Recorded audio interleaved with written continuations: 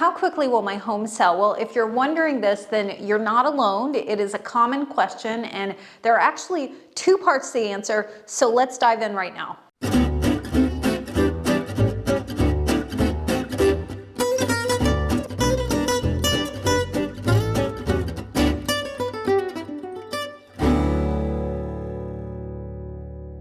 Hey there, I'm Jess Powers, and in my decade as a real estate agent, I've been through the process hundreds of times. In fact, my team sold 500 homes in 2023, and we ranked as the 26th top team in EXP, and EXP is the #1 brokerage in sales, so you're in the right place. So there are two phases to your home sale. Phase 1 is getting your home ready to hit the market, and then phase 2, that's when we actually are on the open market.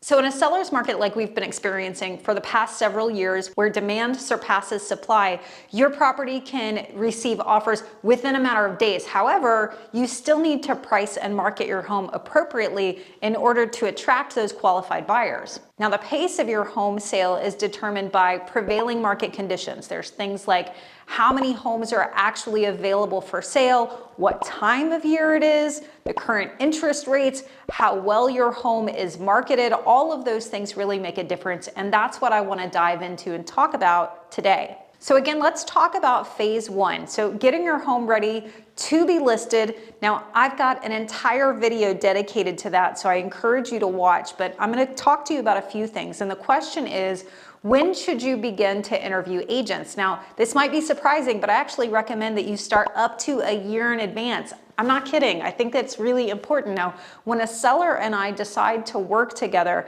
my preferred timeline is 12 weeks prior to the home being listed for sale on the open market. We've got a whole list of things that we do. So if you're interviewing multiple agents, then you've got to back up that timeline to figure out how much time you're going to need in order to make a decision on who's the best agent to represent you. Now, remember, I said that you really should start that conversation up to a year in advance. Now, why? Well, because the real estate market is dynamic, and depending upon your main goal for selling, you might need to work with your agent to determine the best time to list your home and the strategy that makes the most sense. So to recap phase 1, I recommend at the very least, you give your agent 12 weeks to get your home ready to list. There's going to be a long list of things that you need to do and your agent needs to do in order to effectively get your home sold.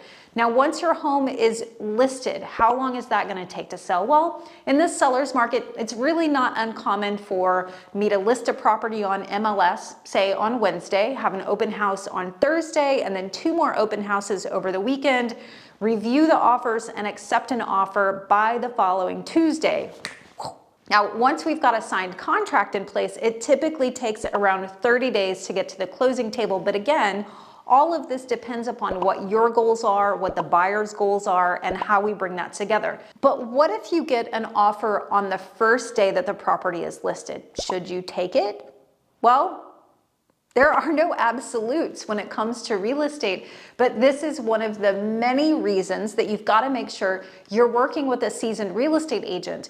I strongly advise you've got to allow sufficient time for your property to gain as much exposure as possible and to as many buyers as possible, and that can take time. It might take more than one day. And this is what ensures that you get multiple offers, which then allows you to have the opportunity to pick the one with the most favorable terms that meet your needs. But you might have reasons for wanting to take a quick offer. Now, I recently worked with clients who were relocating to Pennsylvania, and it was kind of a stressful time for them. They weren't excited about people going through their home. So when we received a sight unseen offer, it was $40,000 over and it waived most of the contingencies. Well, I helped them to evaluate and understand the pros and cons. And you know what? They decided to take the offer. Now, that meant they didn't have any backup offers. But again, I talked them through all of the situations and the pros and cons, and they decided that the convenience of that quick offer, well, it was worth it to them. Now, one thing you really need to understand about a seller's market is that if you price your home high so that you can see what happens, this is going to affect how quickly your home sells. So let's talk about pricing. It's important. You've got to partner with an agent who's honest about your home's value, not someone who will just tell you what you want to hear in order to get you to sign a listing agreement. I call that buying a listing. I think it's unethical, and I also think it's a complete waste of your time and your money. You're not looking for a lackey, you're looking for a partner. Now, homes that are initially priced too high, well, they just sit on the market, and sometimes they can sell for a lot less because a lot of buyers wonder, well, what's wrong with the property? Why hasn't it sold? So people just won't even look at it. Here's the thing, today's home buyers, they're savvy. They've got access to a lot of information. It's also really expensive for buyers. They've got high interest rates, they've got high closing costs, rising home values. So while the news is going to tell you all about buyers and bidding wars, I can send you a list of properties today that have been on the market for more than 30 days, and many of those sellers are just chasing the market by lowering their price multiple times. Sellers, if this is you, you've lost leverage. Now, as real estate agents, we closely analyze a lot of the metrics that move the market, inventory being one of those. That helps us to understand the market climate. It helps me to gauge the projected timeline for a property to sell. One of those is defined as the absorption rate, is one of those metrics that I use, and it helps me to assess the rate at which homes are sold within a specific market during a given time frame. Now, generally, a supply of less than 3 months suggests a seller's market. Now, when the absorption rate increases, it might be an indication that there's a shift in the market. You've got to understand how this works. You got to make sure you're working with someone that can articulate how they use specific data in your local market, because they're the ones that are advising you. Now, I love diving into this data. I find it fascinating.